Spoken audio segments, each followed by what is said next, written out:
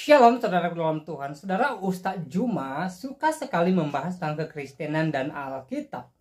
Namun ketika seorang Kristen yang live dengan Juma mempertanyakan beberapa hal tentang agamanya Juma berusaha menghindar dan tidak mau membahas hal itu.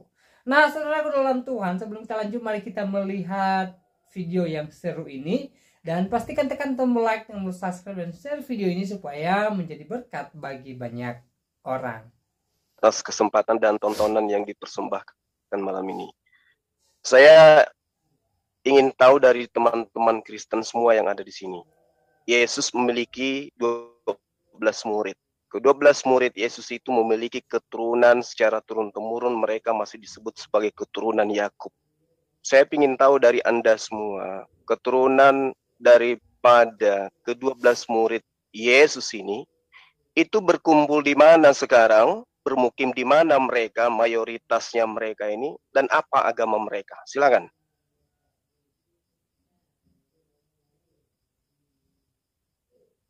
Silakan dijawab. Jawabannya lu cari sendiri ke Badan Sensus Israel sana, turunannya mereka. Ya. Itu jawabannya. Oke, baik.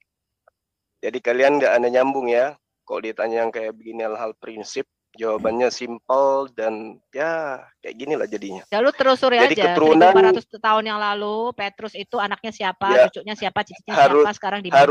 Seharusnya Anda itu tahu, Anda ini beragama Kristen dari mana. Apa hubungannya anak cucu Petrus sama gue? Ya, enggak. Sekarang gue tanya, makanya. apa hubungannya? Sekarang gini ya. Saya hanya ingin tahu apakah ada keturunan dari ke-12 murid Yesus itu yang datang menjajah di negara ini, ada nggak? Nggak ada kan? Oke, pindah ke pertanyaan yang lain. Ya, maksud lo tahu aja sendiri. Pertanyaan selanjutnya. Pertanyaannya tadi apa? Boleh diulang nggak? Aku baru pindah. Pertanyaan selanjutnya. Nggak usah, tadi udah dijawab sama Sofiatul. Dia pertanyaan selanjutnya, nggak usah nangis Sofiatul. Ke-12 rasul. Tadi sudah dijawab sama Sofiatul, saya disuruh cari. Oke, nanti saya cari tahu. Pertanyaan saya selanjutnya. Pertanyaannya apa? Karena saya belum dengar, saya narasumber juga. Saya sudah puas dengan jawaban Sofiatul. Oke, bos? Udah puas saya. Dia minta saya mencari kemana keturunan ke-12 murid Yesus, karena dia tidak mampu untuk menjawab, dan saya puas Anda itu. bertanya ini, sudah stop, saya yang bertanya. Stop, saya yang bertanya. Jangan ngatur saya. Suka kita kalau jawab. Suka saya dong. Suka saya yang kita kalau bertanya. jawab. Iya, dan saya menilai itu. Pertanyaan saya selanjutnya. Di dalam kitab Anda. Zulkifli M. Abbas. Loh, ini waktu saya bertanya loh. Pas menjawab. Ini waktu kita menjawab. Silakan Pak Kaifas untuk ini menjawab. Waktu saya bertanya, saya tidak butuh jawaban Anda lagi. Saya sudah puas. Saya sudah puas dengan jawaban Sofian. Sorry ya Pak Suma, karena kita kan kepengen lihat ya Islam itu seperti apa gitu loh. Jangan ditunjukkan yang seperti ini. Saya sudah puas dengan jawaban Sofiatul. Pak Kaifas ingin menambahkan jawaban ya, karena saya nggak butuh lagi jawaban. Kan bukan hanya Pak Suma ya kan. Pertanyaan saya selanjutnya. Tolong jangan di-mute. Islam ini agama yang tidak salah gitu loh, Pak. Justru saya sudah menunjukkan bagaimana saya bijaksana dengan pertanyaan saya. Kalau menunjukkan ya maksud ngomong. Sorry Bang Zuma, saya harus motong karena gini, kita harus hargai. Jangan di-mute saya dong. Saya jangan di-mute ya. Kayak misalnya saudara-saudara saya yang lain jadi korban kalian. Ngerasa belum terjawab. Saya bikin co-host, tenang Pak. Gitu. Saya bikin co-host ya. Saya sudah puas dengan jawaban Sofiatul. Saya nggak butuh lagi jawaban yang lain. Kok maksa sih? Ini sisi saya bertanya. Oke, pertanyaan saya selanjutnya. Di dalam Yohanes 8 pasal 44, di situ Yesus mengatakan, iblislah yang menjadi bapakmu dan kamu ingin melakukan keinginan-keinginan bapakmu. Yang menjadi pertanyaan saya kepada teman-teman Kristen di sini, atas keinginan siapa kalian menyembah anak Maria? Jawab. Silakan Pak Kaifas jawab. Ya. Kami menyembah atas keinginan Yesus. Pertanyaannya siapa dulu nih? Duran dulu. Bentar ya. Pak Kayak. Oke. Kami menyembah Yesus itu atas keinginan daripada Allah Bapa dengan bimbingan Roh Kudus. Tolong datanya di mana Bapak memerintahkan kalian menyembah anak Maria? Yohanes 13 ayat 6 dikatakan apa? Yohanes 3 ayat 16 dikatakan apa? Karena begitu besar kasih Allah akan dunia ini, sehingga ia mengaruniakan anaknya yang tunggal, agar orang yang percaya padanya tidak binasa. Percaya kepadanya atau disuruh menyembah? Loh, ketika kami percaya, otomatis kami menyembah. Berarti yang memerintahkan Anda menyembahnya siapa? Yohanes 3 Dibilang Allah Bapa mengatakan. Di mana? Di mana Allah Bapa merintahkan kalian menyembah anak Maria? Di mana? Saya minta data. Di dalam Yesaya 66 pasal 23, di situ Allah Bapa jelas meminta dirinya untuk disembah. Pak Zulkifli, tunjukkan Islam ini agama tidak salah ya. Jadi kalau dijawab kok selalu di framing si Islam tidak salah? Anda kenapa ketakutan? Ya, saya membawa data loh. Yesaya 66 pasal 23, Bapak minta disembah. Mana Yesus minta? Mana Bapak minta Yesus disembah? Mana? Oke, kita akan jawab kebingungan Pak Zuma, silakan. Enggak apa-apa, kita laden. Kamu harus tahu ketika di Yohanes Yesus mengatakan ya kepada orang Farisis, menurut kamu siapakah anak manusia itu? Sang anak manusia yang dimaksud Yesus ini adalah nubuatan di Daniel 7 ayat 9 sampai 14. Kemudian orang Yahudi mengatakan dia adalah anak Daud atau keturunan Daud. Dan Yesus mengatakan kalau dia adalah anaknya si Daud, kenapa Daud dalam bimbingan Roh Kudus mengatakan Mesias adalah tuannya? Dia mengutip Mazmur 110 ayat 1. Lalu siapakah Mesias yang disebut tuannya Daud ini, yang sekaligus anak atau keturunan Daud? Ya, kamu harus tahu Mazmur 2. Mazmur 2 itu nubuatan mengenai kedatangan Mesias, di mana Mesias itu dilahirkan atau diperanakkan. Dan di mana sang Mesias ini, dia ketika menjadi manusia, dia sah kekuasaannya atas surga dan bumi. Ya, Mazmur 2 kamu baca bahwa kamu harus menyembah atau sujud mencium kepada sang anak. Siapakah sang anak ini? Kamu lihat di Daniel 7 ayat 9 sampai 14. Di mana kepada sang di mana dalilnya nyembah sang anak? Di mana? Di mana perintahnya nyembah sang anak? Kamu baca Daniel 7 ayat 9 sampai 14 ya. Kamu baca. Kamu udah pernah baca? Kamu pernah baca The Two Powers in Heaven enggak? Ya, pernah baca Allah yang zohir dan batin enggak? Pernah baca Allah yang zohir dan batin? Mana-mana, tunjukkan aja jawabannya. Allahmu kan zohir dan batin. Di mana perintahnya? Di mana perintahnya nyembah anak? Tunjukkan dalilnya. Mana? Daniel 7 ayat 9 sampai 14. Di mana di situ?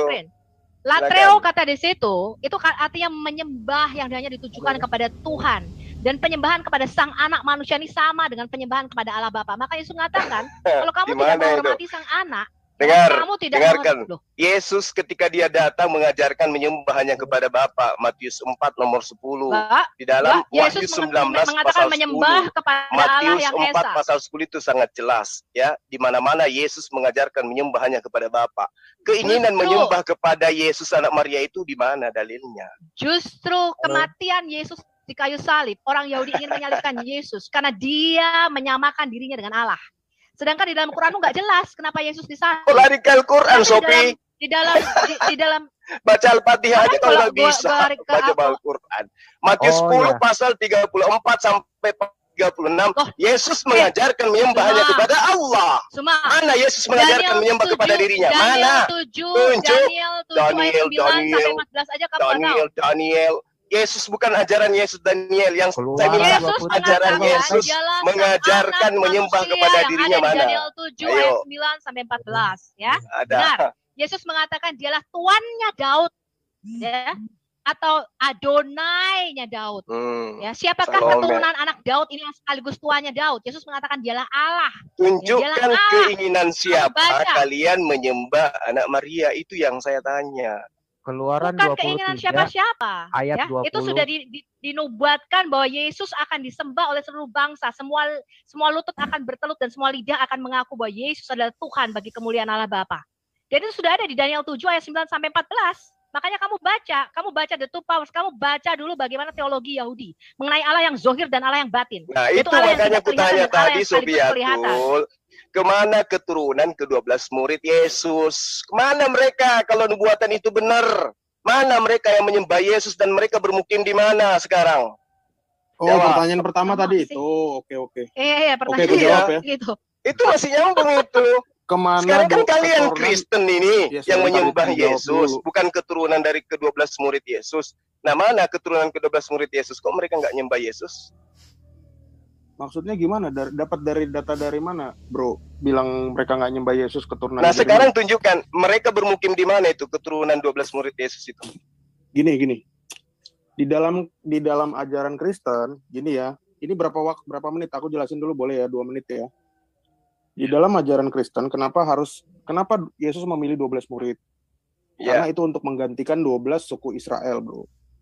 Nah, 12 murid ini diberi amanat agung, Matius 28 ayat 19. Mereka menyebar ke seluruh dunia. Thomas ke India, terus Matius ke Ethiopia, Markus ke Mesir, Andreas ke Turki, terus ada yang ke Petrus awalnya dari Syria, terus dia ke Roma karena mengejar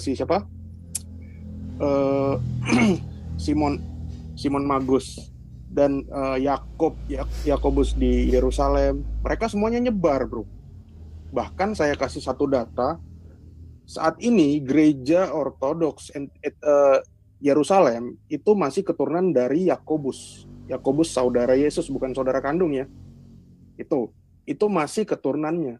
Dan dari 12 murid itu tidak ada satupun yang murtad, termasuk dari 70 murid yang di luar 12. Itu tidak ada satupun yang murtad. Ini berbeda dengan kasus Baginda Rasul, di mana saat dia meninggal, separuh lebih sahabatnya itu murtad. Bahkan pada saat dia hidup, kakak iparnya sendiri, Ubaidillah bin Jahas, itu murtad dan masuk menjadi anggota gereja di Ethiopia, gereja Tawahedo. Nah, jadi kalau kamu tanya mengenai itu kita berbeda, bro. Dari kami, keturunan rasul-rasul kami, tidak ada yang disebut Habib. Dan dari kami, dari keturunan rasul itu kan ada yang menikah, ada yang dia mungkin belum menikah, sudah mati duluan. Keturunannya itu tidak pernah ada dicatat satupun yang murtad, bro. Satupun tidak pernah ada yang murtad. Karena semua itu dari suksesi 12 rasul itu semua dicatat. Itu kan sama seperti ketika Paulus ditumpang tangankan oleh Yohanes dan Petrus. Itu ada di Galatia. Ya. Jadi semua itu dicatat. Gereja itu budayanya adalah mencatat. Hingga detik ini imam-imam yang ada di gereja itu semua dicatat. Dan tidak ada, saya berani jamin tidak ada satupun yang murtad nyebrang. Apalagi karena ideologi. Gitu. Okay. Nah, itu jawabannya. Dan Islam pun mengiyakan bahwa 12 rasul itu adalah 12 rasul itu disebut sebagai Hawariyun. Nah, ini contohnya ini mengena kepada Islam karena Hawariyun itu ternyata adalah bahasa Ethiopia, artinya juga adalah rasul. Bisa cek sendiri kalian pakai Google Translate. Nah, ini kalian nggak bisa bantah. Nah, sekarang saya tantang kamu. Kalau ada data keturunan dari 12 rasul itu yang menjadi muslim atau apa, nah itu kamu bisa tunjukkan, baru kamu patahkan argumen saya. Oke, baik. Terus yang kedua, ini aku jawab yang pertanyaan kedua, di mana Yesus menyuruh menyembah dia, Yesus anak Maria. Jadi gini, bro, ini perbedaan wahyu antara Kristen dengan Muslim. Kalau Muslim, wahyu itu adalah buku yang turun, firman yang turun. Enggak, Yesus saja, enggak usah ke Muslim. Sebentar, Yesus, ini jelasin dulu. Ada enggak ajarannya untuk menyembah dia? Ada enggak? Enggak usah ke Muslim, terlalu jauh. Ini ku jelaskan. Jangan jadikan Muslim jadi tameng. Ya, apa-apa, ajaran Yesus untuk menyembah dirinya itu di mana tertulis? Halo, makanya. Dengar, ya. dengar. Ada suaraku? Dengar, Pak. Oh iya betul. Jadi apa yang dibilang sama Juma ini, dulu juga aku berpikir seperti itu. Akhirnya Oke, saya pindah ke pertanyaan ketiga ya, pertanyaan terakhir dari saya. Kedua tadi belum dijawab, langsung sudah ada Airben, sudah. Yang ketiga pertanyaan saya. Jangan ketakutan dong sama Pak Airben, jangan ketakutan sama Pak Airben dong. Gini loh, bro. Yang ketiga pertanyaan saya, dari mana Yesus tahu kalau dirinya lebih dulu ada sebelum Abraham? Jawab. Dia sendiri yang ngomong. Dari mana dia tahu? Di surga cuma. Jadi jangan kau pikir Yesus. Kalau begitu jawabanmu, kenapa dia tidak tahu hari kiamat? Karena Bapak tidak memberitahu kepadanya. Ya, tadi katanya kau bilang berkuasa di dunia, berkuasa di akhirat. Mana buktinya? Hari kiamat dia nggak tahu. Kekuasaan Yesus itu tunduk Udah. kepada Saya pamit ya. Kalian gak ada jawaban yang benar. Oke, terima kasih atas kesempatan yang diberikan kepada saya. Dari mana Yesus tahu hari kiamat? Dia lebih dulu daripada Abraham. Karena dia adalah Tuhan itu sendiri.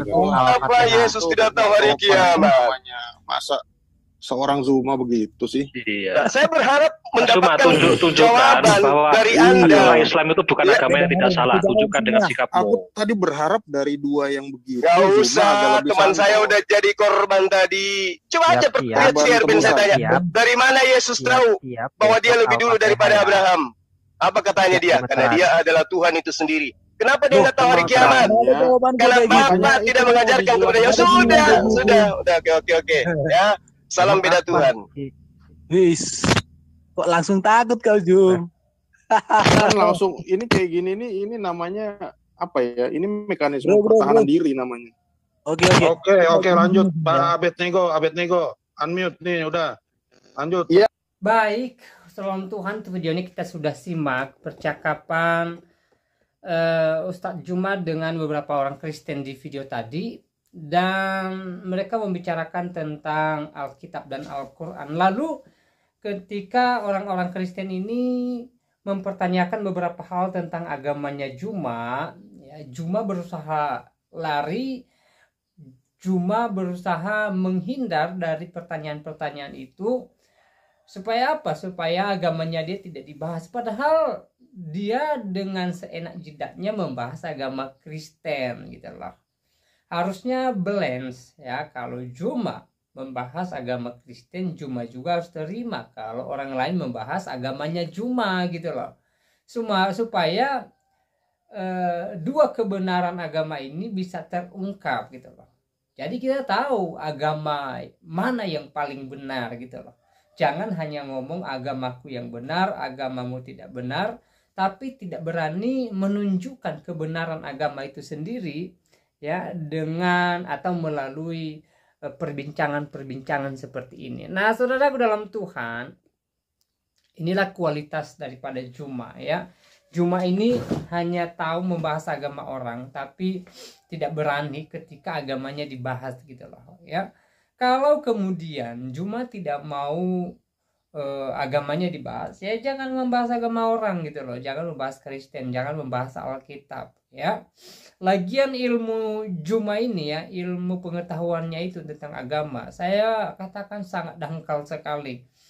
Bahkan agamanya sendiri dia tidak paham gitu loh. Ya, dia merasa hebat, merasa cerdas membahas agama orang, tapi agamanya sendiri dia tidak paham sebenarnya. Ya, terbukti di video tadi ketika dia ditanya tentang agamanya dia tidak paham. Dia berusaha menghindar karena dia tidak tahu tentang itu gitu loh. Ya, dia hanya modal suara nyaring, tapi tong kosong nyaring bunyinya.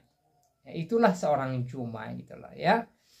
Jadi buat Juma ya, berhentilah membicarakan Kristen, berhentilah membicarakan Alkitab ya, karena semakin Juma bicara tentang Kristen ya, kedangkalan ilmu pengetahuan Juma itu semakin nampak gitu loh.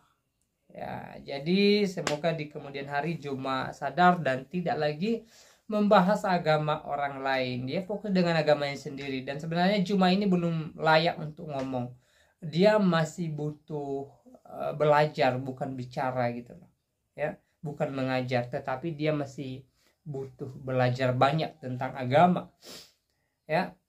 Nah, saudara dalam Tuhan, setelah menonton video tadi, seperti apa tanggapan saudara? Silahkan tulis di kolom komentar, tuliskan tanggapan yang baik, yang positif, terutama tanggapan yang memuliakan Tuhan dan yang memberkati kita sekalian. Dan saudara dalam Tuhan, di kesempatan ini juga saya mau sampaikan beberapa hal buat kita ya.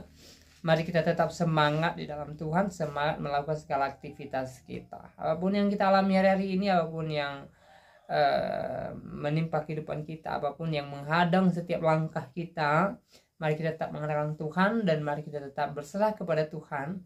Karena kita percaya bahwa orang yang berserah kepada Tuhan, ya, pertolongan Tuhan senantiasa ada baginya, dan pertolongan Tuhan tidak pernah terlambat. Ya, hal yang terpenting adalah kita berserah kepada Tuhan, kita percayakan kehidupan kita kepada Tuhan, dan kita mengandalkan Tuhan dalam kehidupan kita.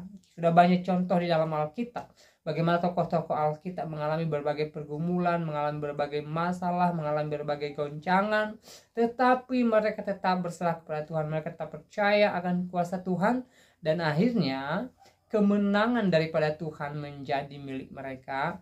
Kemenangan daripada Tuhan nyata dalam kehidupan mereka. Begitu juga dengan kita.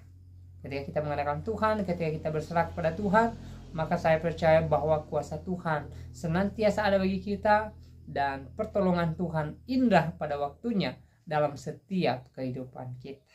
Nah, saudara dalam Tuhan, semoga video ini memberkati kita, menguatkan iman kita, dan membuat kita semakin semangat di dalam Tuhan Yesus Kristus. Dan kiranya damai sejahtera daripada Tuhan Yesus melimpah bagi kita semua. Shalom.